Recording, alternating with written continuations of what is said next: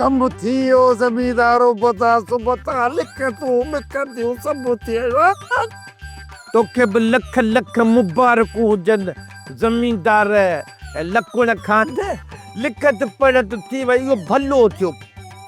हाजी साहब असांखे एतबार आहे त ही मकादो मोहबत सां हलंदो ऐं मोहबत सां ख़तम थींदो ईअं त थींदो न बाबा अदा सुबत तोखे त ख़बर आहे न असां जहिड़ो न पशरी न तकरार ॼाणूं असां प्यार करण वारा सिर्फ़ प्यार ॼाणूं अरे बाबा ये त आहे न असीं प्यार करण वारा माण्हू असीं प्यार करण वारा माण्हू फशरियूं फसाद त ॼाणनि असांजा सोट नूरल ऐं बुरल जेके हाणे न हितों जा रहिया न वरी हुतों जा ओ यार हाजी साहब भला तो वरी सिधी ख़राब छा रखे अटकी थी पए बाबा जेको असीं शहर में कढ़ाई असीं मथां कढ़ाई ए मच्छू ए पला ए सिंधी कुकड़ियूं ए फ्राई करे खाऊं पिया न असल में उन्हनि जे करे पेट में बड़धोक मची वियो आहे बड़धोक बसि खैर सारो वार देखी पहुचा बाक़ी वाच चूड़ेगा मुआरो गद कोन खजंदो बाबा वारो करे भॼण जी कर न असां त तोखे चओ पिया अधु किलो चयोसीं तूं हर ऑर्डर पियो ॾेसि मच्छी सिंधी कुकड़ पाण गड़बड़ त थींदा ई न इहो मिलो त पेट में तॾहिं खड़ताई थो न चङो मां हलां थो लॻे ताड़ी हा तकिड़ो वञी मत मच्छू पीछो करे पोयां पहुची वञनि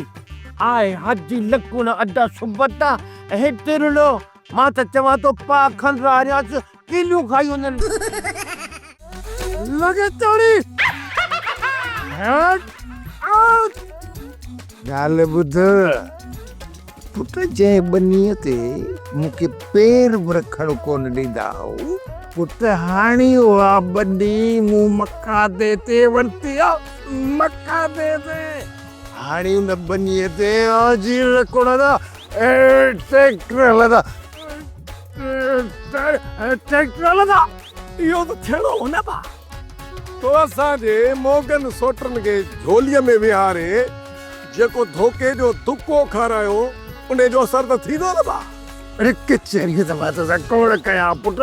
पर कचहरी कंदुसि किचिरो थी वेंदो मूंखे मेड़े बि कोन सघंदो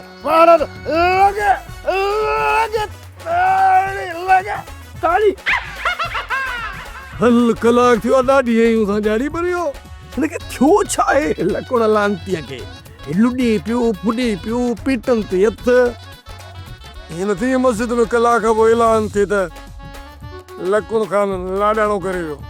सोप सीरियल जहिड़ियूं ज़ालूं तहिड़ा मुड़स तमाम एपिसोड्स ॾिसो HD क्वालिटीअ में विजिट करियो असांजो YouTube channel Sindh TV HD drama subscribe कयो असांजो official YouTube channel Sindh TV HD drama ऐं वधीक अपडेट लाइ बेल आइकन खे क्लिक करियो।